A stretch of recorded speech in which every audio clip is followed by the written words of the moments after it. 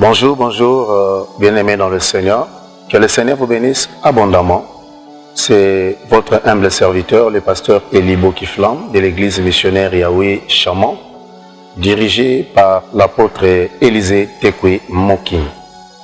Je viens vous saluer et vous présenter cette petite émission pour encourager une personne, deux personnes, une famille, pour vous dire que Jésus-Christ est Seigneur et il est capable d'opérer de grands miracles dans votre vie.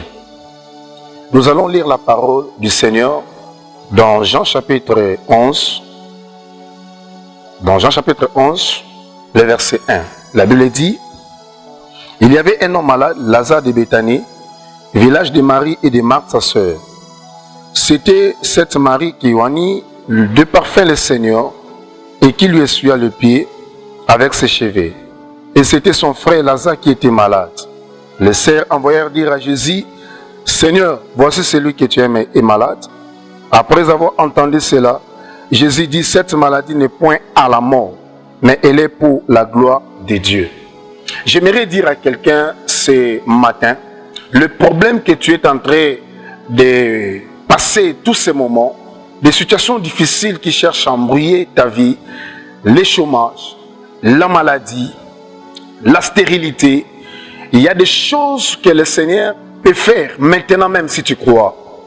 Ces choses qui t'arrivent, ce sont des choses qui provoquent la gloire de Dieu.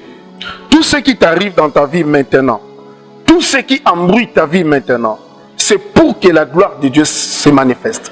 J'aimerais dire à une personne ce matin, j'aimerais dire à quelqu'un qui est en train de me suivre, tout ce qui est en train d'envelopper ta vie, le nuage sombre qui dérange ta santé, qui dérange tes finances, qui dérange ton travail, qui dérange ta vie, ce sont des choses qui provoquent la gloire de Dieu. Écoutez, on apprend à Jésus que Lazare est malade. La Bible dit il resta encore 2 jours à Béthanie. Et après, il dira aux apôtres, aux disciples, de l'accompagner jusqu'à là où était Lazare. Lorsqu'il arrive, Lazare était déjà mort. On lui dit: maître, il est déjà mort. On l'a déjà enterré. J'aime Jésus dans sa manière de fonctionner. J'aime Jésus dans son langage. Jésus n'a pas le langage comme les humains. Jésus n'a pas la vision comme les humains. Lorsque les gens te regardent, ils te limitent par rapport au présent. Mais si Dieu te regarde, il te montre le futur. Le langage de Jésus, c'est un langage positif. Le langage de Jésus, c'est un langage créatif. Un langage qui te pousse à espérer et à croire à ton futur. Il dit ceci: Lazare n'est pas mort, mais Lazare dort et je vais le réveiller.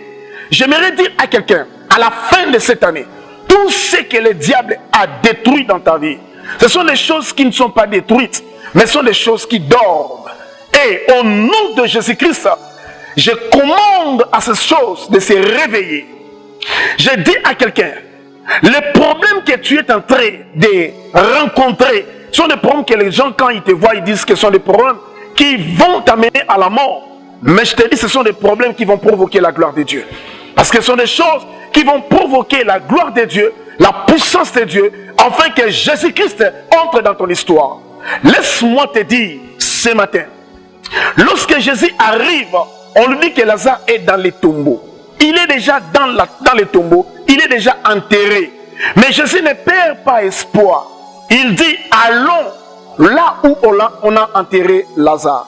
Et lorsqu'il arrive, on ordonne qu'on enlève le pierre. On enlève les pierres et Jésus va crier: Lazare, sors. Et la Bible dit: le mort sorti, c'est lui qui était mort 4 jours déjà, enterré dans les tombeaux. Mais Jésus vient, il dit: Lazare, sors.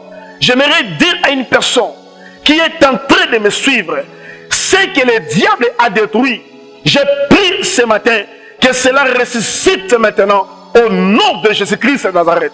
Je déclare maintenant le mariage qu'on a détruit au nom de Jésus, que ce mariage ressuscite maintenant. Je déclare maintenant ton travail qui est mort, que ce travail ressuscite maintenant au Au nom de Jésus-Christ en Nazareth, je déclare maintenant la santé qui est morte, que cette santé ressuscite maintenant. Au nom de Jésus-Christ en Nazareth. Bien-aimé, j'aime les langages de Jésus. Quand Jésus parle, même à Jaïrus, il dit, ne te décourage pas. Ne te décourage pas. Pourquoi? Parce qu'il y a des hommes qui sont venus dire à Jaïrus, n'importe plus les maîtres parce que ta fille est morte. Mais Jésus dit, ne crains rien. Crois seulement, ta fille vivra. J'aimerais dire à quelqu'un qui est en train de me suivre, crois seulement, à la fin de cette année, toi tu ne tomberas pas, mais ce sont tes ennemis qui tomberont. Ta tête ne tombera pas, mais ce sont les têtes de tes ennemis qui tomberont. Au nom de Jésus, je prophétise à la fin de cette année, celui qui cherche ta peau, lui-même tombera. Celui qui cherche ta tête, lui-même tombera. Celui qui cherche ta mort, lui-même tombera. Celui qui jette la maladie, il est de tes enfants, cette maladie rentrera à celui qui l'a jeté. Je déclare à la fin de cette année que celui qui cherche ta mort, lui-même meurt. Bien aimé, écoutez, j'aime le langage de Jésus. Il dit à Jaïrus, ne crains pas, crois seulement, ta fille vivra. Alors que la fille était déjà morte, alors que la fille était déjà décédée, mais le langage de Jésus était différent. Jésus-Christ croit par rapport à sa puissance, par rapport à ses capacités, il croit que la fille reviendra à la vie. Et lorsqu'il revient, il arrive dans la maison de Jaïrus et il a prié pour la fille de Jaïrus. La fille de Jaïrus est revenue à la vie. Je déclare sur toi, laisse ce qui était mort revenir à la vie maintenant. Au nom de Jésus-Christ Nazareth. Que Dieu vous bénisse abondamment. C'était votre humble serviteur, le pasteur Élie Bokiflam de l'église missionnaire Yahweh Shammah, dirigé par l'apôtre Élisée Tekwe. Que Dieu vous bénisse. Nous sommes sur Koutou Trondé, Yolono, dans la commune de Kalam. Soyez bénis.